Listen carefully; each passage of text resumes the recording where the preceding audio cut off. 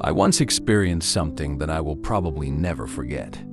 That one, while you were sound asleep, I was wide awake, talking to God in a state of panic.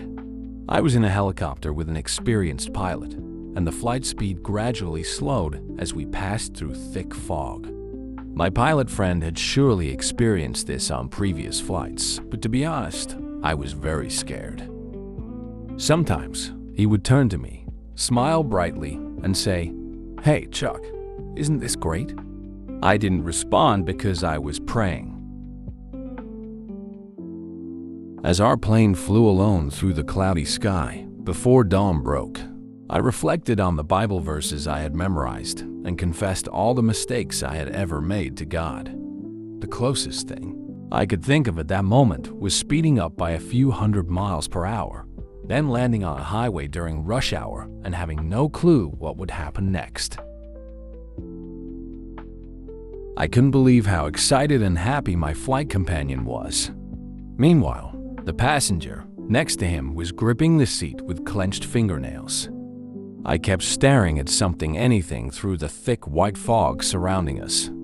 Finally, everything was safe, and the flight record for that day only listed 2 passengers. But I can confirm there were at least 3. A monster named Fear sat with me. Fear. It really is a monster. Razor-sharp claws, silently drawing blood. A piercing voice, shouting destructive and worry-filled words. Most of Fear's statements begin with a quiet, "What if?" and end with, "And you'll regret it." Its terrible breath can turn the faithful into doubters. Fear can reverse our entire way of thinking. Its bite injects a paralyzing venom into our veins, and soon, doubt clouds our vision. When you fall, Fear steps on your face with the weight of a giant tank and laughs at your crippled state as it prepares for another strike. Have you ever met this beast? Surely you have. It comes in all shapes and sizes.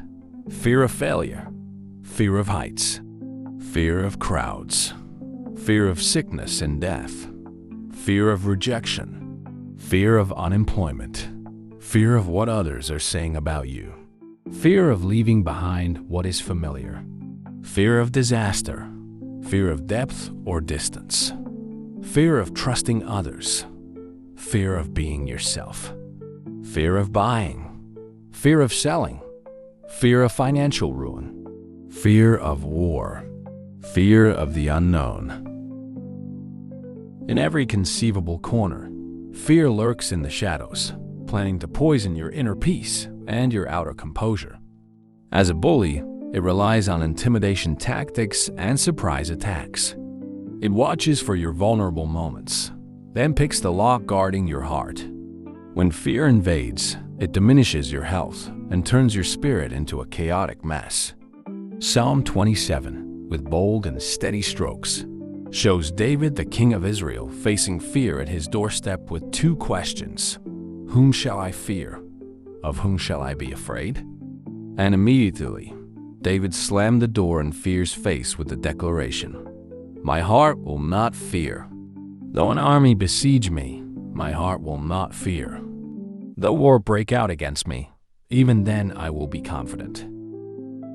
Then David returned to his bedroom, palace, or wherever he was, whistling and humming, reminding himself of the secrets to trusting God every day. I have asked of the Lord, to gaze upon the beauty of the Lord, to seek him in his temple. For in the day of trouble, he will keep me safe in his dwelling. He will hide me in the shelter of his sacred tent. And his tabernacle I will sacrifice with shouts of joy. I will sing and make music to the Lord. I remain confident of this.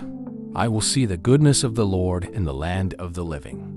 Wait for the Lord, be strong, and take heart and wait for the Lord. Oh, how I needed those secrets on that panic-stricken night. Truthfully, I needed them before that night and ever since. Perhaps you do too. You need these secrets right now. Let me share one more secret. Most of our fears, regardless of their specific target, boil down to one thing: fear of the future. Our insides churn with the thought, who knows what could happen? Do my experiences resonate with you? Sit back and relax. Of course, you'll need to fasten your seatbelt. Things might get a little bumpy before we land, but you can breathe easily. There's no need to fear the future. God is already there, and He never lets the flight veer off course, even through the scariest fog.